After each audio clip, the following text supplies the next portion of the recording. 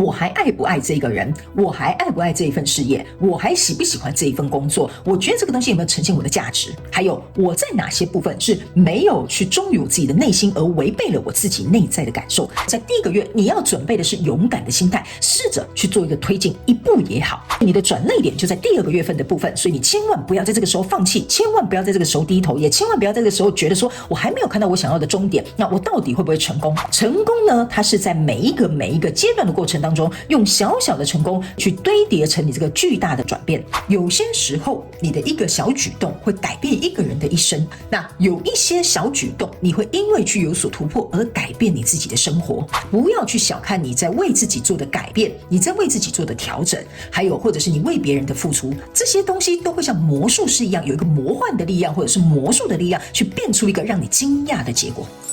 Hello， 处女座各位海底捞的朋友们，大家好，我是 Jane。今天这个影片呢是要给处女座的朋友们的技能量运势牌卡解读哦。那技能量运势牌卡解读呢，它没有任何时间上面的限制，所以如果你不是在我们首播的时候看到这一则影片的话呢，我会建议你以你当下的季节为主，或者是前后推敲3个月的时间，通通都可以，好吗？影片下方资讯栏有详细的这个影片说明。那呢，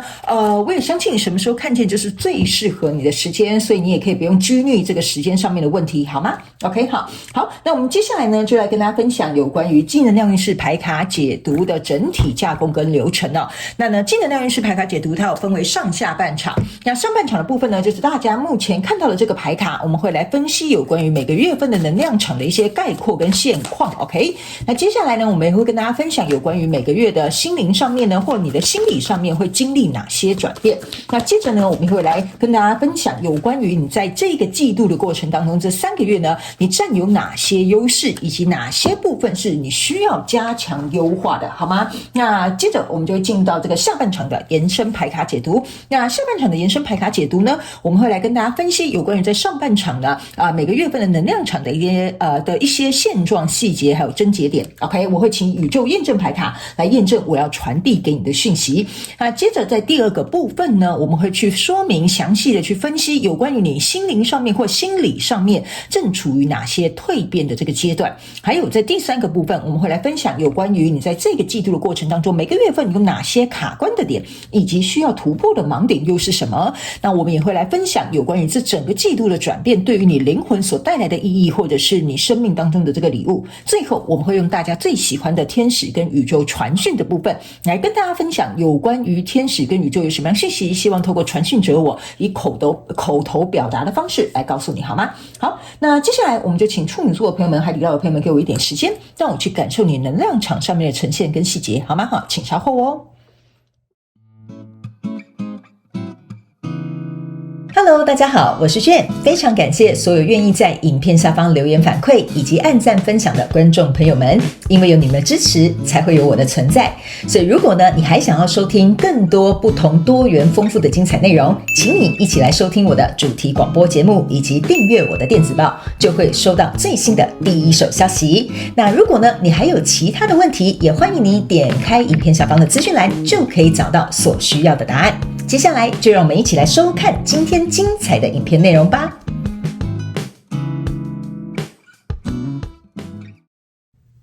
OK， 好，处女座的朋友们，我个人会感觉你在这一季呢，应该会有一个非常大的进步或者是跃升，但是这一个呢，有一个前提条件就是呢，你非常深耕或者是努力的付出，或者是有实质行动上面的这个催化，才有可能让你目前在这一季当中，你内心所想的那个人事物或事件梦想跟目标呢，能够足以达成。最重要的是呢，我觉得在这一季的尾端你会发现你找回这种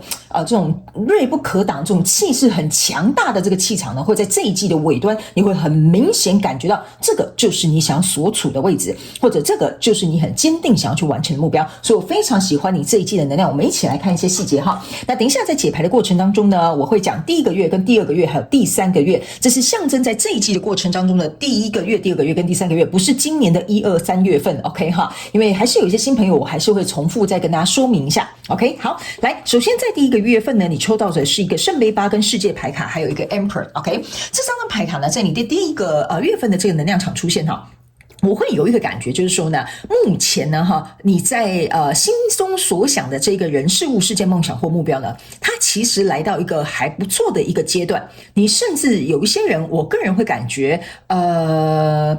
不好意思这边要等我一下，因为我发现我要进入这个第一个月能量场的时候，分了几派的处女座的朋友们。那新来的朋友们，我跟你说明一下，第一，我不是按照牌阵跟牌意节排的人，我是按照这个能量场，身为一个像是中间的翻译者。让你能够去理解这个能量场呈现的状态。第二个部分呢，我的能量运势牌卡解读没有任何的主题，你可以套用在你的关系、事业、创业或工作上、财务的通通都可以，好不好 ？OK， 你要灵活运用我要告诉你的这些讯息。OK， 第三，我可能会有一些小众的讯息出来，所以请你截取适合你的部分就好了。OK， 好，来，首先呢，第一个，我刚刚呢觉得为什么我要进入到第一个能量场的时候，你会发现。我开始咳嗽原因就是因为呢，我进去之后发现大概有2到3派的处女座，我稍微都跟你们说明一下，你们的状况可能有些许的不同。第一派的处女座的朋友们，你现在在心中当中这个人事物呢，或者是这个世界梦想或目标呢，它应该是来到一个初步蛮稳固的阶段，但是没有突破。意思就是说呢，这个东西是属于比如说我创业我经营的还不错，但是就是不错而已就是平平打平或者是小赚 OK， 所以这个东西就是感觉没有不好，但是没有突破，这是第一派的处女座的朋友们。第二派的处女座的朋友们呢，我个人会感觉你是处于在一个比较内缩或按兵不动的状态，所以我刚刚有点卡住，说不出话来，或有点卡痰那个是某部分处女座的朋友们，我觉得你遇到的这个人事物有一些状况是在于你没有办法顺畅的去表达，或者是嘴巴就是这个话说到这个嘴巴的出口要准备讲出去的时候呢，又收了回来。OK， 所以导致于可能这个沟通、这个接洽、这个协商，或者是这段关系没有一个有良好的交流，或者是你不敢去表达出你真正的观点，导致于这个人事物有点停滞，所以你们的原因有一点不太一样。第一个比较是倾向于你没有做一个行动上面的突破。第二个处女座的朋友们是你的状况是属于跟沟通有关，但是这个话说不说出口，要由你自己愿意去表达才行。OK， 好，所以每个人状况有点不太一样。那第三派的处女座的朋友们是，你正在酝酿一个转变 ，OK， 就是说你知道这个人事物是需要有一个转变的。那这个转变的意思就是说呢，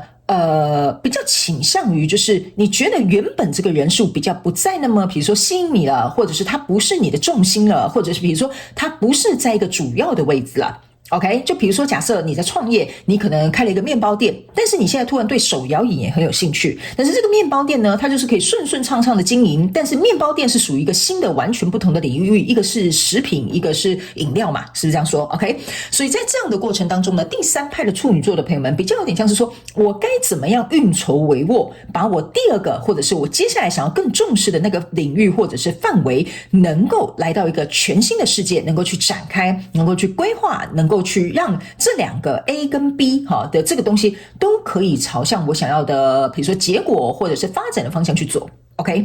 所以这是属于第三派的朋友们 OK， 就是你觉得现阶段，但是我要告诉你第三派的处女座的朋友们，现阶段这个东西不是不好是你觉得你有能力或有实力或有资源可以再拓展，可以再去做，可以再去追寻你想要更好的那个目标。就像比如说你刚开始买车，然后你现在觉得你可以买房所以我这样举例，你们大概就可以理解你是属于哪一派。那也有可能你是综合型的那你们就截取适合你的讯息。所以第一个月我个人会感觉处女座海底捞的朋友们在第一个月份比较有点像是说这个应该要做一个决定了，这应该是来到一个症结点了，我可能已经在进行，但是很慢，甚至有的人是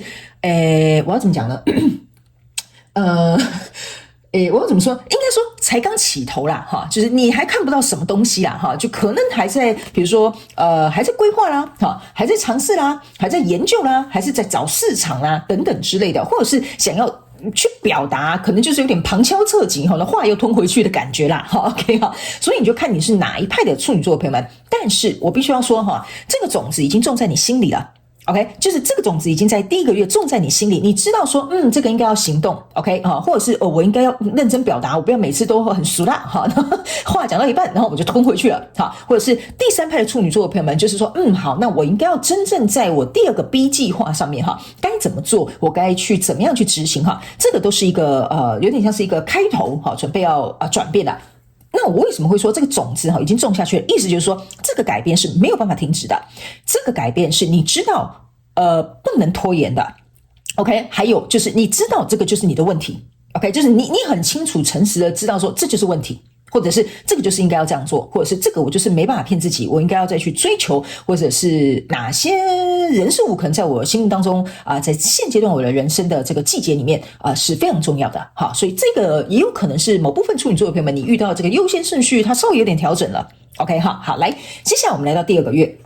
第二个月呢，你抽到的是钱币8，抽到的是钱币1，还有这个权杖骑士。这就是为什么我会跟你说在第一个月呢，它比较倾向于这个幅度就是这个行动的幅度，或者是去突破这个问题的程度没有那么大。来到第二个月的时候呢，才是你真正行动要往前走的时候。那这个钱币8加上钱币1，象征的是钱币9。钱币9呢，意思就是说呢，你要能够独当一面就是说这个新的领域你要能够在里面称王，或者是这个 B 的 plan 这 B plan 就是你那个比如说手摇椅如果要在这个领域占有一席之地它需要一点时间。所以呢，在第二个月有点像是我去冲锋陷阵，我要去打一片我的江山。所以呢，我该怎么做的钱币8加我要付出实际行动的钱币1加在一起就是钱币9，就是我要去为我自己奠定一个基础。那属于沟通比较不顺畅的那个第二派处女座的朋友，有点像说不行，我就是要硬着头皮我总要去厘清我在沟通的过程当中什么叫做重点。因为这个过程当中呢，你开始意识到一件事情这边是钱币6钱币6相对就是我讲一句话你回我一句话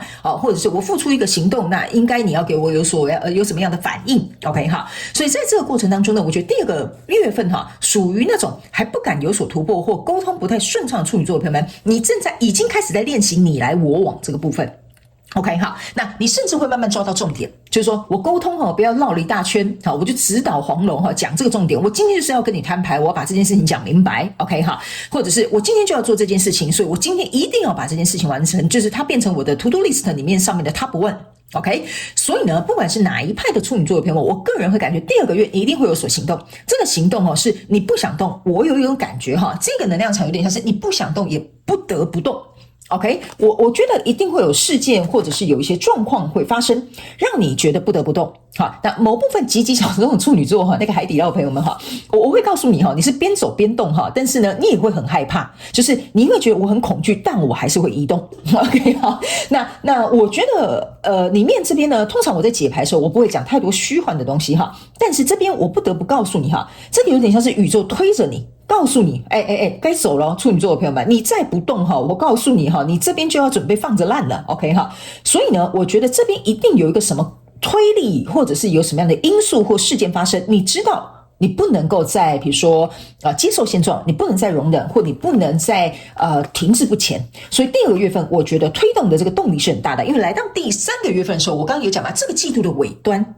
你会发现你站在适合你的位置，你的气势你的力量你的感受度全部都会回到你的身上。这就是为什么我很喜欢你这一届能量场的原因，是因为你这里抽到的是权杖3，还有权杖女王，还有圣杯3。象征的意思就是说，这个我刚刚有讲的这个改变，这个突破，这个行动，这个沟通的模式，如果它有被调整的话，来到这里是有一个非常值得庆祝的结果。这就是为什么这个圣杯3会在这里 OK， 原因是因为呢，过去是一个圣杯8，在第3个月是一个圣杯3，圣杯8加上这个圣杯3象征的是圣杯1，就是说你来到了一个你自己自我满足，很开心快乐，然后觉得这样子可以促进我们彼此之间的感情交流，或者是我热爱的事物，它终于重新燃烧起我对于生命的渴望还有热情。OK， 那这个权杖3加权杖女王象征的就是权杖4，权杖4就是代表说你已经为自己打下了一片稳定的基础，就是说更稳固的沟通方式，然后呢更持续性的这种坚持的行动，还有比如说这个 Plan B 你要开的那个手摇椅呢，它已经开始来到一个可以运转很顺畅的一个阶段。那权杖4象征的意思就是说这件事情往一个更稳固的方向去前进，但是为什么前进呢？在这里就是这个权杖女王。这个权杖女王呢是拿着这个权杖，这个女生也是拿着一个权杖，但是这边我要解释给你听你可以看这个女生是面向我们这个镜头的，这个女生是背向我们的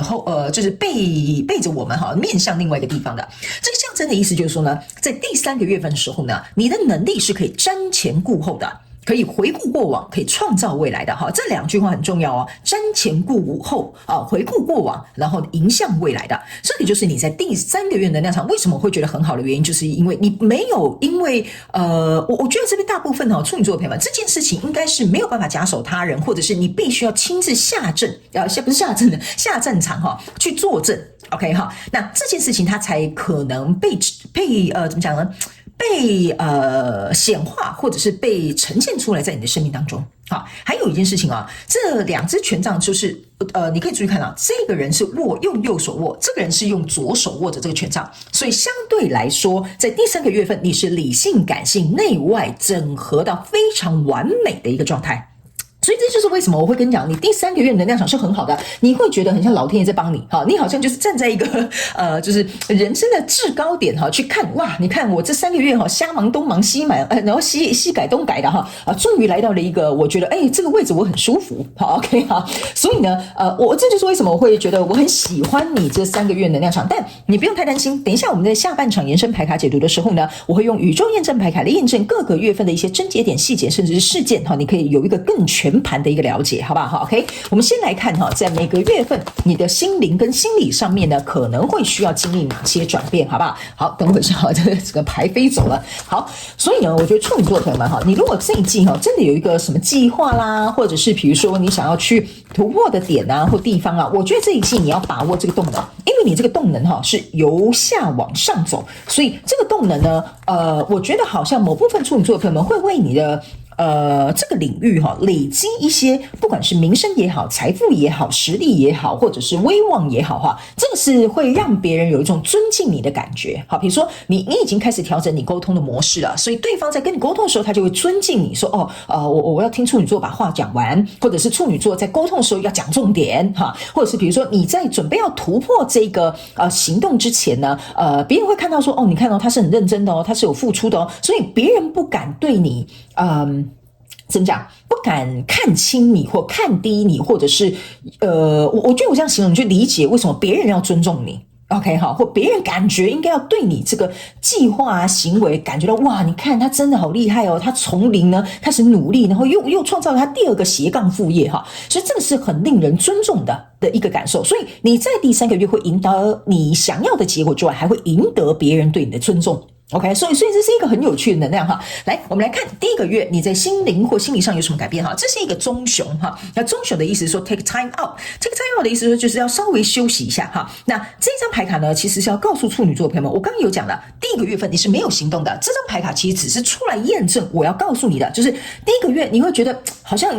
比如说我投入了，好像没什么改变哈。就比如说我饮料店开啦，但是好像刚开始好像就是刚开幕嘛，没有人知道我们这家店，所以好像没什么收入，好像没什么人气，好像没什么带领就是这个风潮哈。即使我们可能有很特殊的商品，或者是比如说在第1个月份我有讲嘛，你话会讲到嘴边就吞下去嘛，所以感觉这个沟通好像没什么效。所以第1个月份呢，我个人会感觉哈，这张牌卡叫9号牌。9号牌呢，就是我刚刚要告诉你的一件事情哈。这个钱币8加钱币象征的是9的意思是说，你还在学习如何找回比如说控制这件事情的发展，或沟通的这些重点，或者是比如说要去创业的这些，比如说你要去经营的一些营运的这个方式。所以这个9号牌有点像说，你还在一个沉潜或在酝酿的一个阶段，去找回你自己的独立性，或者是你的自主性或你的卖点哈。因为独立、自主、独特都是9号牌要告诉你的意思。那这个棕熊呢，你去想哈，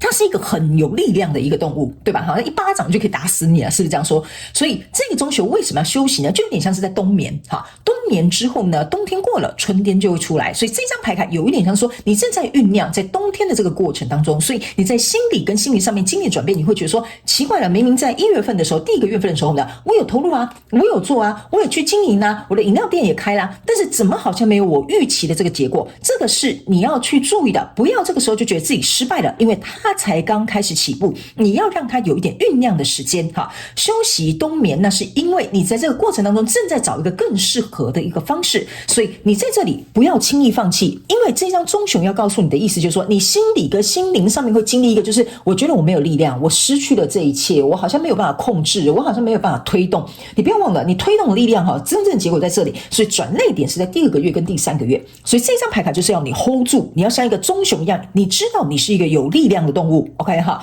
所以来到第2个月的时候呢，你的心灵会经历哪些转变呢？这张牌卡哈有点像是一个就是穿山甲，他们说呢，你必须要有一个健康的界限。这张牌卡呢是一个3号牌卡，3号牌卡象征的意思就是说呢，这个呢是来到一个黄金三角洲的时期。那这个穿山甲呢，你要注意哈，穿山甲就是你用石头丢它嘛，它有这个甲壳嘛哈，所以呢你丢它呢，它也不会怎么样啊，当然它可能会痛的哈，但是我的意思是说，就是它是有一个很坚强的一个外壳，好，所以在第3个月的过程当中，我刚刚有讲了，你真正行动要去推动的，你来我往这个过程当中呢，如果你是属于沟通那一派的处女座的朋友们，你要告诉别人你的界限在哪里，你这样讲话对我来讲不尊重 ，OK？ 你这样的行为搞得我不舒服，好，这就是前第1派、第2派的处女座，你要有一个健康的界限，因为在过去你可能没有一个健康的界限，没有展现出你的力量，所以别人没有办法尊重你，别人没有办法了解你到底做这件事情有什么意义，别人没有办法理解你到底在表达什么东西，所以他们自然而然就不会像我跟你讲的第3个月，他们会尊重你的这个感觉，或者是他们会觉得说应该要给你时间，或者是应该要让你能够愿意去做你自己想要做的事情，或者是去理解你要表达这件事情其中的原因。所以这个属于第1派、第2派的朋友们，我先告诉你，你心灵上面会经历这个转变，就是说你要告诉对方这里有一个界限 OK 哈，但是这个为什么是你心灵跟心理上面的转变，意思是说你在做这件事情的时候，你其实会有点不舒服，而且你很害怕这个界限会造成你跟别人之间的距离，所以这个就是你心灵跟心理上会经历的一个转变。但是他们有提醒第1派跟第2派的处女座的朋友们哈，你不去建立这个界限，你只是害怕这个距离，那你要去想，你跟这个人只会造成更大的距离。OK 哈，所以这个就是你在心灵跟心理上面的转变。那第3派的这个处女座的朋友们呢，我觉得这张牌卡哈，就是比如说你要开手摇店的哈，你要拓展你第2个斜杠事业哈，或者是你想要朝一个更新领域发展的这个处女座的朋友们呢，这个意思是说呢，你正在准备如何能够有一个我要怎么讲呢？风险评估嘛，我这样讲好了。比如说我的财务状况啊，如果去做第2个斜杠事业啊，能不能够比如说去负荷得了啊，或者是比如说这个风险我能不能承担得起哈，类似像这样。所以这张牌卡是给第3派的处女座的朋友，比较有点像说你在冲刺的同时，你在架构的同时，你在运作的同时，我刚刚有讲嘛，在第3个月你是可以瞻前顾后的，所以第2个月有点像是我左看右看啊，调整一下，或者是我上桥下桥，或者是观望一下哈，我应该在哪里要稍微再多留一点心意，或者是再注意一点点 OK， 这边才不会对我造成比如说损失啦，或者是造成我可能没有办法去挽回的一些你必须要去承担的部分。OK 哈，所以来到第3个月呢，你的心灵上面的转变，这张牌卡就是 Be Peace OK 哈，所以我才会跟你讲说，来到第3个月的时候呢，你其实真的不用担心，为什么？你看这只鸟头上都戴着皇冠的，这就是为什么我会跟你讲哈，这个权杖女王在这里完全就是要我刚刚跟你一开始就诠释了，你不要怕，你会坐在你的皇位上，你会坐在你想要的位置上面，而且你会感到非常平静啊，我觉得我很 peace OK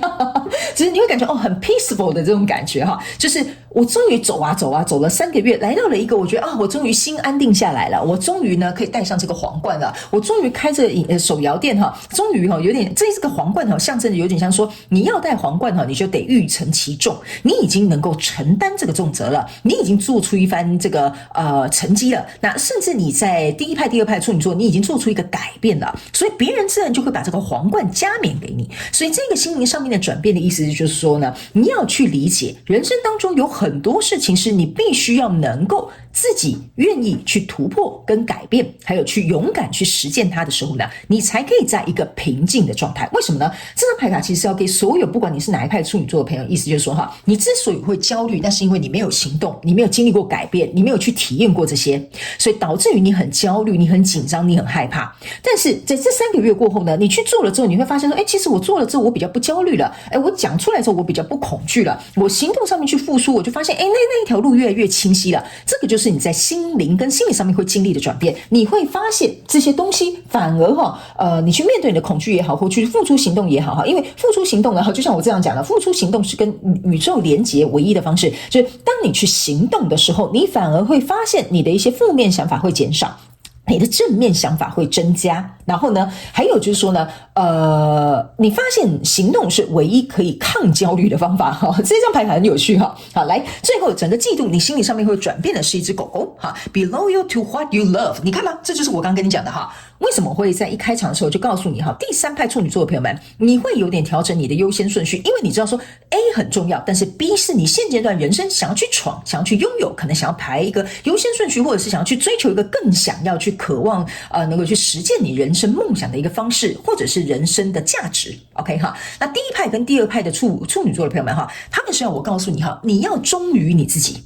OK， 把你该讲的话讲出来，把你想要付出的行动去付出，你才能够在你的人生当中为你自己去画出一个你想要的蓝图。OK， 好，所以他们也有告诉你哈，如果不管你是哪一派的处女座的朋友们，在这一季你的心灵跟心灵会经历哪些转变的意思，就是说你要能够我要怎么跟你形容这个能量场呢？你不要去因为别人改变你自己，你应该是要为了你自己改变你自己，这就是这张牌卡要我告诉你的，你应该要对你自己忠心，而不是盲目对别人忠心。